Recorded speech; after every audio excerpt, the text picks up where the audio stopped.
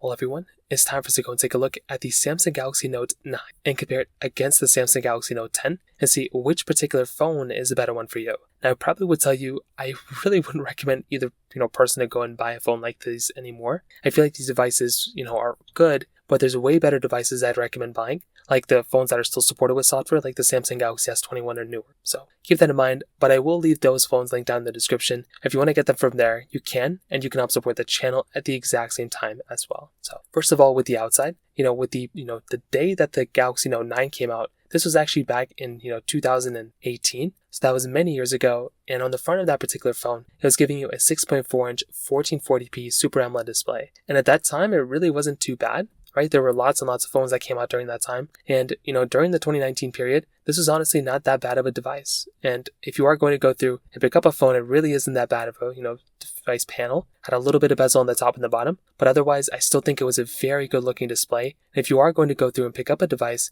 I still think it's a very decent display on a phone like this. Again, it's not perfect, but it really isn't even that bad when it kind of comes down to it either. On the Samsung Galaxy Note 10, on the other hand, this phone on the front is giving you a 6.3-inch dynamic AMOLED display. So this one is slightly smaller. It also has a low resolution at 1080p, but I do think it was an overall better panel. And the reason for that is because this thing was actually giving you this type of display that was a hole punch display. So a lot of other phones at that moment weren't really giving you hole punch displays, which again is just one of those other things to keep in mind, that you were getting, once again, kind of the better type of screen inside of something like the Samsung Galaxy Note 10 down the Note 9, but the Note 9 was giving you high resolution. So once again, it's just one of those other things to keep in mind there too. Not the end of the world, not the craziest thing ever, but it's just one of those other things to kind of keep in mind there. So beyond that, both are giving you USB Type-C ports on the bottom. You're getting a headphone jack on the Samsung Galaxy Note 9, but on top of that, you were also getting a expandable storage slot inside of the Samsung Galaxy Note 9 as well, but the Note 10 really wasn't giving you that. So that right there is kind of another disadvantage for something like the Samsung Galaxy Note 10 over the Note 9. On the backside, glass on the back, dual camera setup on the back of the Samsung Galaxy Note 9. The Note 10 was giving you a triple camera setup, which was really nice.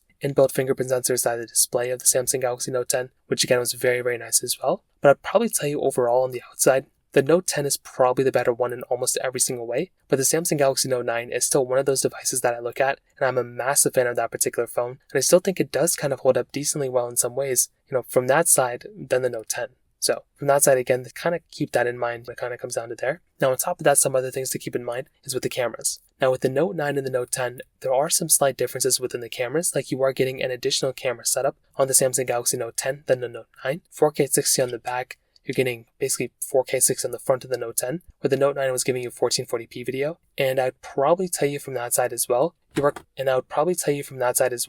probably getting the overall better camera once again inside of the Samsung Galaxy Note 10, inside of the Note 9. Like the Note 9 camera is still okay, but definitely the setup on the Note 10 is going to be substantially better for the average person, and that's just kind of what ends up happening when you're getting a device like that. Like that type of device is just going to be better, and I'd probably recommend once again the average person to go and buy something like a Samsung Galaxy Note 10 in this particular case than buying something like a Samsung Galaxy Note 9. Like, it's just one of those things that kind of makes sense in my head, but it's not the biggest deal in the world, but that is just one other thing that I did notice at that time as well. Now, beyond that, there's not really anything else super crazy going on here. Like, I feel like both these phones have a lot of capability and a lot of quality. The software updates on the Note 10 were longer supported than the Note 9, but on top of that, when it comes down to the performance, like the Samsung Galaxy Note 10 was giving you the Snapdragon 855 chipset inside with 8GB of RAM, where the Note 9 was giving you the Snapdragon 845 chipset inside with 6 or 8GB of RAM. And the thing I'll tell you from the RAM perspective and from the performance perspective is that probably on the Samsung Galaxy Note 10, as you probably would have expected, that device was going to be giving you the overall better experience